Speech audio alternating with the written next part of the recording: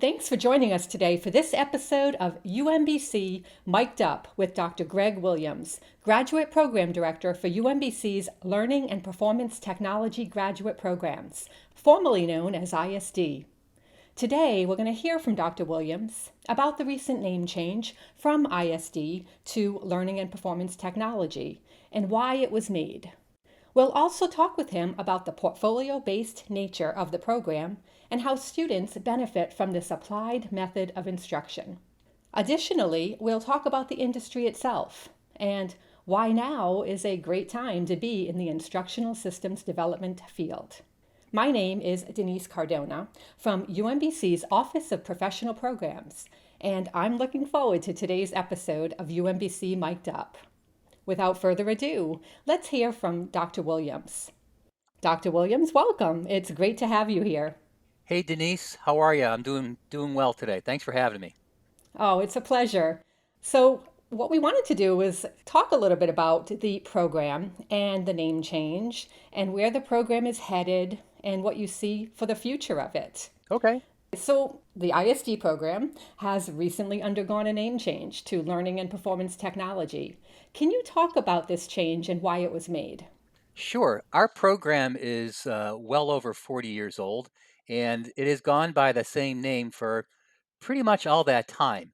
So as time goes on, things change, and while I think the name is relevant to an extent, it wasn't probably as accurate as can be. The field has gone to a place where performance is valued also, in addition to the instructional design, because instructional design is a very narrow niche, and companies essentially don't care that you can't do something as an employee. They have problems that they want solved. And if the problem can't be solved by instructional design and training, they want to do something else, take another approach.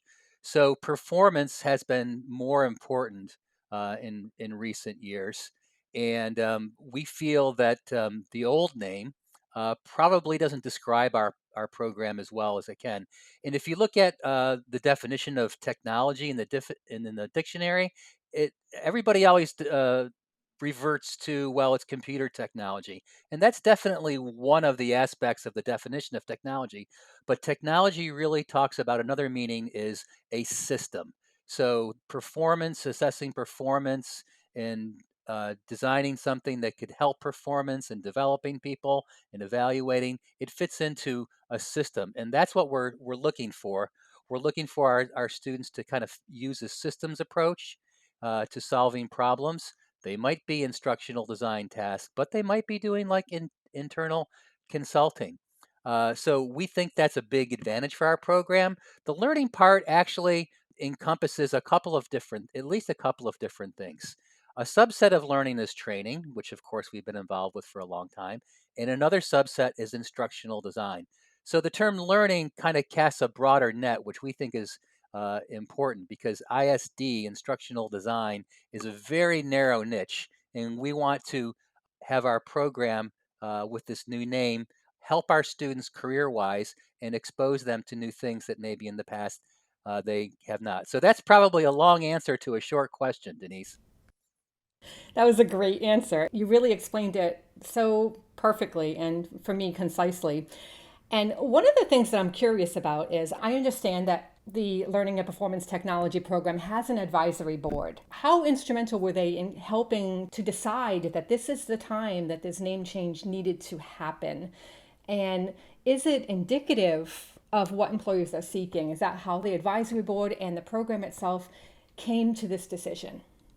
Well, you make a good point. Our advisory board is comprised of individuals from organizations in the Baltimore, Washington area, and they represent organizations that are large Fortune 500.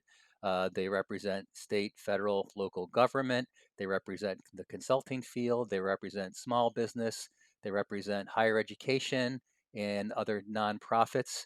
So this is what they saw out in the field. They saw that indeed the move was moving from not away from instructional design, but in addition to. I think that's the key. In addition to. So we're not getting rid of instructional design. We're moving to a focus where we're giving our students more knowledge and skills and competencies than they had in the past. And this was indeed endorsed by our advisory board, who said, this is the way the field is going. Employers want problems solved. And if you can only solve a problem one way by training, then you're going to be limited. So they were a strong voice to us to make the change. In terms of how the program itself is addressing some of these industry changes, can you talk a little bit about that? Organizations, not surprisingly, want to be as flexible as possible. They can't afford to go out and hire a new person if they find a new problem, if they uncover a new problem. So we hear that loud and clear, and we want to make sure that our graduates have a broad background in terms of their competencies and skills. Where if they do their work and they decide that, okay, they need a training course, well, we want our students to be able to design and deliver a training course.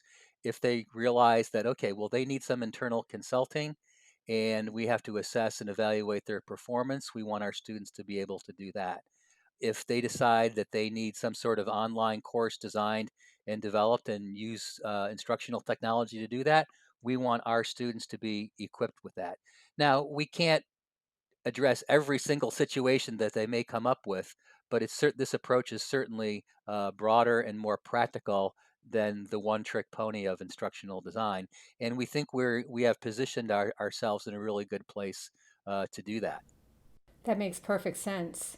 Is there a change to the curriculum as a result of this? Yeah, the master's program that we're developing will add more performance related courses, and it'll talk about the performance aspect as opposed to just instructional design. So again, we'll have consulting courses and others, but what people need to know is we're not getting rid of instructional design. What we're proposing is going to be in addition to instructional design. So we think we're going to come up with a really good program that students are going to be very excited about. And I understand that there are a lot of electives that the students can choose from in this program, which is a great benefit. Can you talk a little bit about that aspect, the fact that students can choose certain electives to be able to tailor their learning? That's absolutely true. One of the hallmarks of our master's program is its flexibility and its choice. Adult students like to be self-directed, and they don't want to be told that you must take these 10 or these 12 courses and there's no substitutions. So we do have electives in the program that students can choose. And for example, we have courses in instructional technology, which is becoming increasingly important today in our field, but students don't have to take them. Sometimes some students say, well, that's just not my thing. I understand that it's important, but I want to do something else. That is an instance where students can choose to take the instructional technology courses, but they don't have to. Another example is the consulting course. Personally, I think it's a great course. Some students just don't see themselves in a consultant role, although that issue is becoming more and more prevalent, whether it's an internal or an external consultant role. So again, that's an elective that students can take if they choose to, but they don't have to. This is in comparison to other programs that are offered at other institutions that offer no electives, zero, none. So we have designed this program for working adults. We did that over 40 years ago, and that culture has continued on today, where students do have choice as working adults. That's who our students are. So they don't have a lot of time, and we want to make sure that the program is flexible as possible to meet their needs. Students can also transfer a course in. They can transfer a couple of courses in. We don't offer every single course on the face of the earth. So if they see courses that are offered somewhere else and they're appropriate, they can talk with me as the graduate program director, and we can talk about transferring them in. So we're really all about student success. That sounds like a great benefit to potential students and current students. It seems as though the program has always been forward thinking and willing to adapt to the needs of the industry. Was this why the program changed to a portfolio based program back in 2012? Yes, that's one of the reasons that we changed from the comprehensive exam approach, which is very traditional, to a portfolio. Portfolio, the way we define it, basically it's a collection of your work samples. It's very common in today's world in our field for potential employers to ask to see work samples. So that's what our students do from the very first course. They develop work samples that they can share those projects with potential employers. Now, compare that with the comprehensive exam. The comprehensive exam is exactly what it says, an exam. It is a test. And as one person said to me once, well, have you ever been given a test at work? And I had to think about that. And I said, well, no, I've never had a test at work. And that resonated with me. And I realized that we're not doing students a service by forcing them to take an exam, that when the exam is over, they have no use for it. So the portfolio is different because they can be working on their portfolio and adding samples to it, beginning with their first class in the master's degree. And they can also take that portfolio with them. It's their intellectual property. They can use those projects that are in the portfolio to show to potential employers. It's also good to share with other colleagues in the field for their own professional development. So we just feel like this is the way the industry is moving. We did an assessment of our current students, our alumni, employers, and I think to a person, everybody said, great idea, do it. So that's what we did. Yes, from an applied learning aspect, it seems like it would be very appealing to students. Can you talk about the internship and what is required and expected from a student? Sure. The internship is a field-based experience program where we require students to work directly with a client for a semester to work on a project that meets the needs of the organization. We're very flexible about this, and we're actually geared with the COVID-19 situation where we're not going to miss a beat with this. Students can work with organizations. They don't have to be physically present in another organization. Occasionally, they might have meetings to go to, but as you know, those can be conducted virtually. So essentially, the student has the ability to work with an organization. We have a whole cadre of organizations that work with us. And a lot of times, students come to us and they'll say, here's the organization I want to work with. Here's the project I want to do. What do you think? And then, as the supervising faculty member, I will work them to vet the internship project to see if it's has enough academic rigor to it. And students will then sit down with the client after it's approved and talk about the project. And then they will work on the project with them. So I always like students to work on internship projects that address a need in the field. For example, I want students to do something that addresses something that is a challenge for organizations kind of across the board because it'll help them to stand out and make them more employable. So the internship, I think, is a good kind of capstone to our program. Although students work with clients from the very first course, but the internship is one of the hallmarks of our program. With the internship, can students choose to work with their organization that they are employed by? Or is this something that would be encouraged where students go out and get an internship with an organization with whom they've never worked before? Both options are viable. If they work with their own organization, it has to be a new project. In other words, it just can't be business as usual. It needs to be on a new project, or they need to work in another division on a project that they don't normally work at. And students are pretty good with that. So it gives students the flexibility to make a choice, and there's flexibility there, which again are part of the hallmarks of our program. And we think that students like this flexibility and freedom. And again, they can work on a project that they can add to their portfolio as a work sample. So the organization likes that, the student likes that, and we like it. So it's a win-win-win for everybody. It sounds like it. Dr. Williams, in your opinion, how can a student best succeed in this program? Well, I alluded to that a little bit earlier, and what they can do to succeed in the program is when they choose projects, I again encourage them to try to choose challenging projects that meet a need in the field.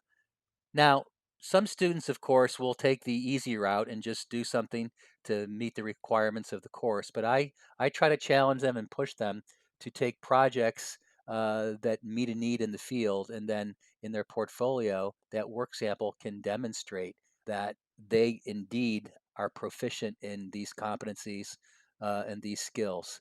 Employers do notice because I remember talking to a student once who got a job as a director of learning at a large local bank here. And I asked him, "Hey, why do you think you got the job?" And he said, "When I showed them my portfolio, they got really excited because they said, these are all things that we need here." And he had already had a track record of being successful. The projects could bear that out, and they were just excited. So the portfolio and the challenging projects do indeed make a difference. Absolutely. Sounds like it. In your opinion, what do experts or hiring managers look for in candidates as far as skills, traits, educational credentials, and overall experience? Well, they want people to have experience, obviously, in instructional design. They want people to have experience in training.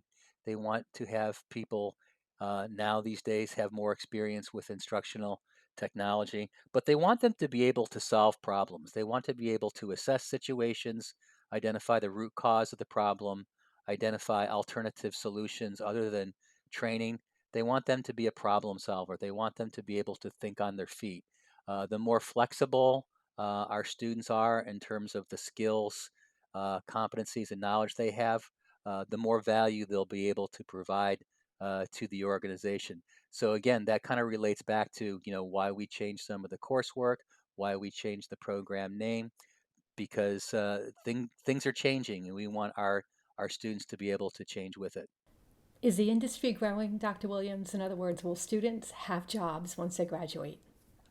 I think the answer is yes. I think the field is very promising these days. One of the strange things that I think is starting to happen with the COVID-19 situation is that more and more organizations will say to themselves, okay, we handled COVID-19 and the telework really worked out for us. Maybe it wasn't ideal, but it worked out for us. And I think a lot of organizations are going to say, okay, is this an opportunity for us to save money? And I think a lot of organizations are going to look at their rental space for buildings and their mortgage payments if they own the building, et cetera, and basically say we could save a ton of money by not having these physical offices. So that, in a strange way, presents opportunities for people in our field because people are going to start to work more remotely. They're going to use more technology. Virtual training will be even more important. E-learning is going to be even more important. And organizations are going to be forced to deal with this. And I think it positions students from our program very well for career opportunities. Do students need a background in instructional systems development to be able to enroll in the program? What kind of person is, would you say, ideally slated for it? The short answer is no. They don't need any particular background or educational credential. We have students that'll have bachelor's degrees from everything from A to Z, from accounting to zoology. So we have people that have accounting degrees, that have technology degrees, that'll have liberal arts degrees, engineering, etc. But the personal characteristics are if somebody is inquisitive, they want to solve problems. They want to help organizations achieve their goals. Problem solving and creativity is always they're always good traits, and we think that our students have a lot of that they can use to solve problems in the industry, and I think it's an exciting time for people in our field. Any final thoughts you want to share with us today, Dr. Williams? Well, I think that there are a lot of opportunities in the field the way the COVID-19 situation has kind of manifested itself. So, in a strange way, there will be more opportunities in this field than in the past. I think it's going to help e learning to grow even more than it already is.